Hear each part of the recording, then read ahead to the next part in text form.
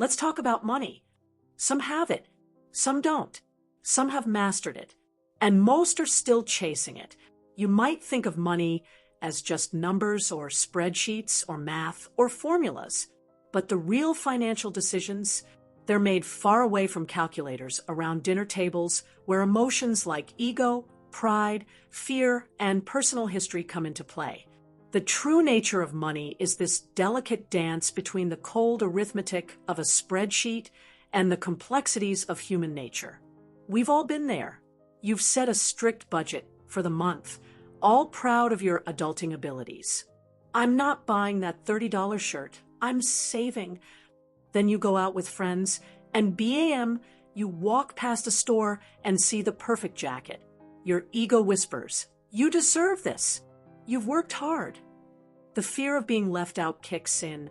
Everyone else is buying stuff. I can't be the only one not participating. And just like that, your budget's in the wind and your bank account is crying quietly in the background. When it comes to money, we're not just logical beings, but we're complicated creatures. Financial success isn't just about what you know, but how you behave. Really inspired to share this by Morgan Housel's amazing book, The Psychology of Money. So let's dive into the human side of money, which is our financial DNA. We all come from different generations, with parents earning different incomes, holding different values, and living in different places. We were born into different economic environments with varying opportunities, and that shapes how we view and deal with money. Take the stock market, for instance. People born in the 1980s saw the market skyrocket nearly tenfold while they were in their teens and 20s, so they have a positive view and are more likely to invest. Meanwhile, those born in the 1960s saw the stock market stagnate during their formative years, leading to a more negative view and less interest in investing.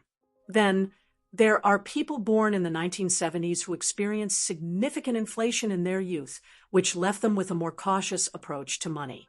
The point is that our experiences shape how we view and behave with money. We justify our decisions based on the information available to us in the moment, influenced by what we've learned from our parents and our own life experiences. Even if we make mistakes or misinformed decisions, our actions make sense to us. As Housel says, people do some crazy things with money, but no one is crazy. Each of us is following our own financial narrative based on our unique worldview. Now, let's talk about one of the biggest players in the world of money, Warren Buffett. We all know Warren Buffett as one of the greatest investors of all time. But here's something remarkable. His net worth is $84.5 billion, and 90% of that was earned after his mid-60s. That's right, most of his wealth came much later in life. They say Buffett's fortune isn't just because he's a great investor. It's because he's been investing since he was a child.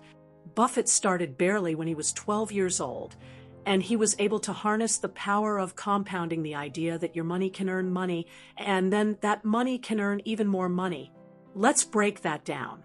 If you invest $500 at a 10% return, you'll earn $50 in your first year. The next year, instead of just earning $50 again, you'll earn interest on both your original $500 and the $50 interest. Compound that over time, and it grows exponentially. The point is, time and compounding are the true secrets to Buffett's success. But here's the thing. Compounding is powerful, but it's time that really makes the difference. Next, let's talk about pessimism and money. We tend to be pessimistic when it comes to finances, always bracing for the worst. But here's a question. Why do we embrace pessimism instead of optimism? Even though over time, things tend to improve.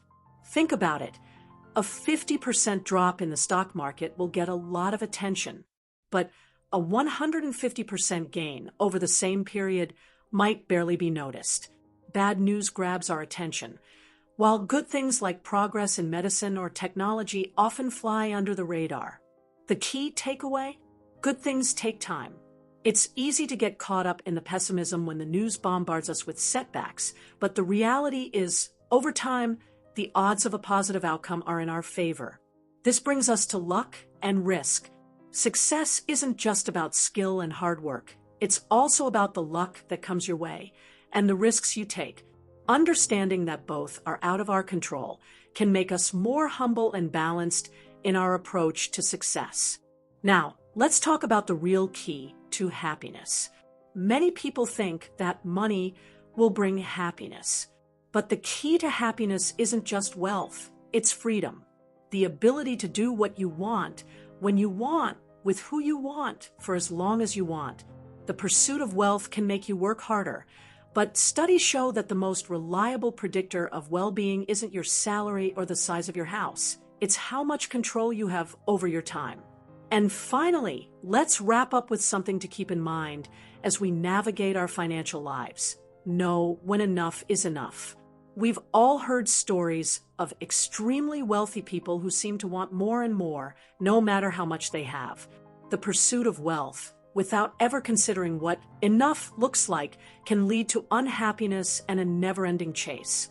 True wealth isn't about what you own or what you can buy.